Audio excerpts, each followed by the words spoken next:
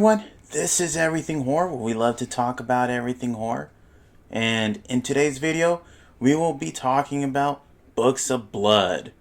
Now, the movie Books of Blood is based off of Clive Barker's writings. Clive Barker we all know from The Hellbound Heart, which is, Hellraiser. And one of his famous writings, Books of Blood, has been adapted before. I remember seeing, I think, late 2000s movie by the name of Books of Blood. I never watched it. I just remember seeing the cover with all the scarring of the names throughout the body, but never actually watched it. Now, Hulu has released their version of Books of Blood. It is an anthology movie. There is 3 main stories. One of the stories counts as the wraparound. This movie is directed by Brannon Braga and is written by Adam Simon and Brannon Braga. It stars Britt Robertson, Nicholas Campbell. The only actor I recognized was Yoel Vasquez, who I remember from the Outsider TV show that was on HBO. He plays this criminal character in the wraparound story. Now, Books of Blood is not your traditional anthology. It is kind of non-linear. Some of the stories are kind of mixed up in an odd way.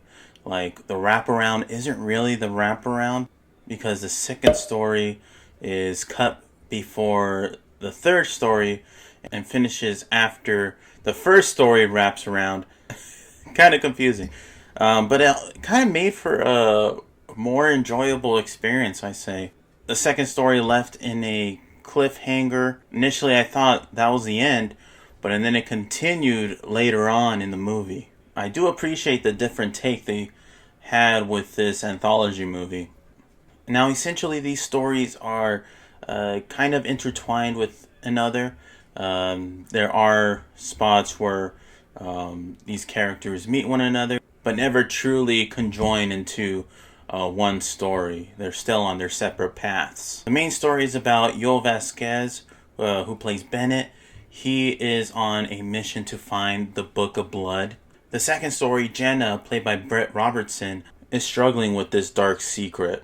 She ends up running away from home and comes across this bed and breakfast. Odd things begin to happen.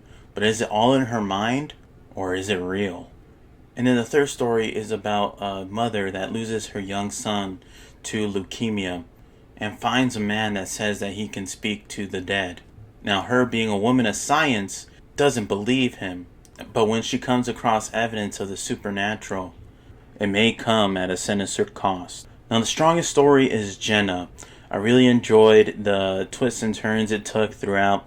You're battling with, is this all in her mind, or is this very real? And I really enjoyed that thematic element. There were some revelations that kind of left me laughing. I don't know if it was done on purpose. May have not been, but it did happen. But overall, this is the strongest story. The weakest story is the wraparound, or the first story / the end story. Not really the end. I don't know how to say this because, like I said, they don't go traditionally how anthologies go. It was the shortest and the most anticlimactic. And then the third story kind of seemed a bit unbelievable when there is a twist that occurs. You think, how would somebody have enough time to do this?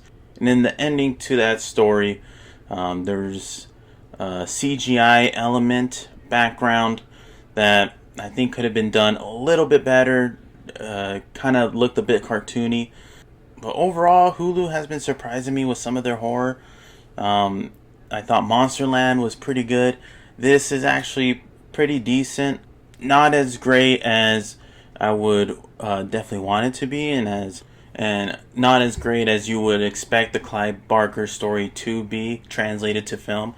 But it is still pretty good, and it's definitely worth watching, especially for the time of the year that we're in with Halloween, the Halloween season.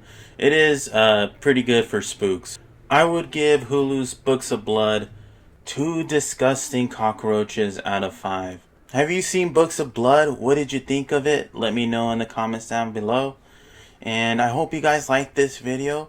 If you haven't subscribed, please subscribe. I'm almost to 200. It'd be very nice to get there by the end of the month. This is Everything Horror, where we love to talk about everything horror. Take care, peeps.